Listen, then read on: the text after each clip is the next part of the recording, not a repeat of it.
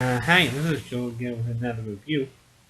So in this video, I'm going to do a review of a television show instead of a movie.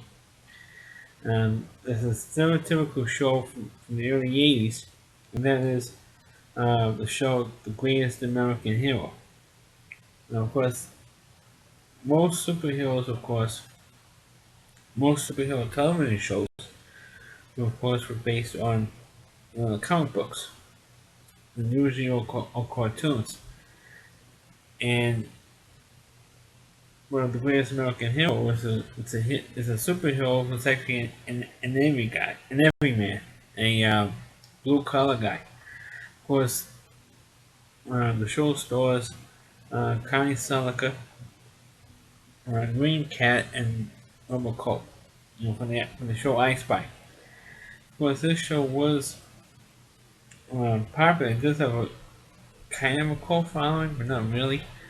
Uh, it's not as campy as the live action Batman series was, but it does have its own pretty good following at the time, and the only thing that's more popular than the television show was its theme song. That was back in the days when, of course, most television shows have had a theme song. And of course, the theme song for The Greatest American Hero was a big hit at the time, but the song, unfortunately, is more popular than the television show was. Of course, the television show did start off with a 2-hour pilot, and so Raymond Cat is a high school special ed teacher. With one particular night, he gets connected with an FBI agent played by Robert Culp, and they're in the desert, and the spaceship and the stereotypical spaceship comes out of the middle of the California desert, and the aliens gave the main cat character, I think it was Ralph Hinckley, he gave Ralph a superhero suit, and of course and the alien said, "Hey, look." Says the Robert Culp's character played an FBI agent named Bill Maxwell. They said to him, "Bill, we want you to work with Ralph." And I said, "Why? We hate each other." They said, "Well, that's because we go from different planets in the galaxy, and we give one suit to one person, and we make them, work with a partner, and we want you to be his partner." And so, of course, the gag of the whole show was the fact that every time when the aliens try to help out Ralph, and give him not only the suit, but give him an instruction manual so they can know how to handle the suit, what powers it has, how to use those powers in a positive way, and to stop crime and save the planet and all that type of gun called superhero, stereotypical superhero storyline. But the gag was that Ralph always loses um, the book.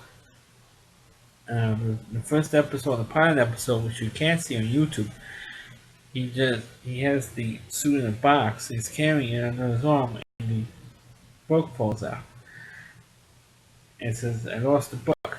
So of course, Robocop says, "Nice job, Butterfingers." He's always criticizing him all the time, and he's always trying to use Ralph to help solve crimes for the FBI. With his suit. Of course, throughout the series did last 3 years on ABC television, and he always sometimes has problems with the suit. Like he goes invisible, you don't know how he comes back to be visible. There are times where he shrinks, uh, and then of course there are times where he doesn't go through a wall properly, or he bangs his head, or uh, he could fly with the suit, and he flies like he was drunk. He goes like this and flies like this, and he flies like he's a drunken Superman. Those are the type of stuff that happens throughout the series. And then, of course, I think by the third season, some of his kids and teachers helps him out sometimes with some of these adventures. It goes on. And I think some of them actually knew about him with the suit. And I think also there was also one point where they actually have a girl uh, wearing the superhero suit. Uh, but I mean, other than that, I mean, the show was entertaining. It's a stereotypical show from the 80s. It was written by Stephen Cannell, who was written the plots of a bunch of television shows throughout the 80s. And he developed this show.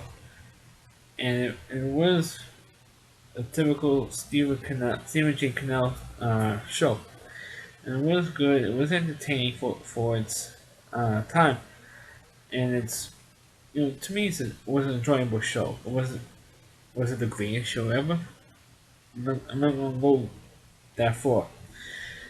But it was good enough. It was entertaining enough. And of course, the song sold the show more than any other plot device. Within the series, the song sold the show for me. Of course, the final episode of the series, when the aliens do come back, excuse me, the alien, the aliens do come back, and they try to help Ralph with the superhero suit, and he says, "Great, can you give me a new instruction book because I lost the instruction book?" And he says, "Okay, here you go." And he's reading the instruction book, and he reads the part about how it gets smaller. So it gets smaller, and guess what? The book gets smaller too. And then, of course, he reads the thing and how it gets bigger. Of course, he gets bigger, and he drops the book, and the book is like this big. On the screen, on the television screen, so the book is like this big. Of course, and again, guess what? He loses the book again.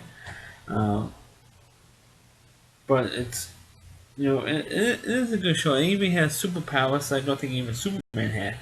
Um, then you can see visions of stuff that's actually happening. You can see if you're concentrating enough, and so you will see visions of a crime that was happening, or the criminals that were tracking, doing something, and he knows where it is, and he flies to it. And he stops the front. Actually, the suit is bulletproof, so it can't shoot him. Um, or they could shoot him, but the bullets are not going to hurt him. As long as he has a suit on, he can be killed by bullets or fire or anything else. And the funny thing is, there's no weaknesses to that suit, other than the fact that Ralph doesn't know how to use the suit properly, and that was like the gag for the whole series. I mean, it's a flawed superhero. Yeah, basically, it's like a flawed superhero. It's like Superman who doesn't properly know how to use his powers, which if you ever seen the series Smallville, he does do that, especially in the earlier seasons of Smallville.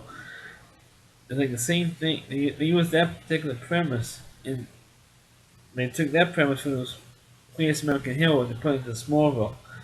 But it was like almost every single episode was like this. I mean, and we bring the third season, it still fights like a drunk. It was a drunken Superman, um, which does get tedious after a while. I mean, if you watch all the episodes, I think, well, I know for a fact that the entire series is on DVD. Um, Now, for YouTube, I'm not sure if all the episodes are on YouTube, because naturally, of course, the annoying copyright rules that YouTube has, where you can't see shows in certain countries, or the thing gets blocked, or um, the person who posted the videos removes it. I mean, it does get annoying. And that YouTube has these rules, and I'm not saying the rules weren't right or anything else, but because of these rules, it gets annoying after a while. But the show itself is, it's entertaining. It's what it is. It's what I've described already, and the show is, it's entertaining enough. It is for the time. It was entertaining enough for the time. So that's a review of the Greatest American Hero. It's nice to do a less than 10-minute video. Please, uh, please rate the video. Please comment on it. Please subscribe to my channel. Please forward this video onto your Facebook pages, and also you can check out not only all my videos, so not only on my YouTube channel, but also you can check out all my a good chunk of my videos on valleyseed.com. That's OOWDY, valleyseed.com. You can check out not only my videos on there, but you can check out the Valley Reviewer, Christine Moore. You can check out all of his videos going back 5 years, and he's very, very good. Plus, all of his other caricatures he does, plus all of his content on valleyseed.com. I suggest you go on there and check out all those videos as well. Thanks for watching. Catch you next time.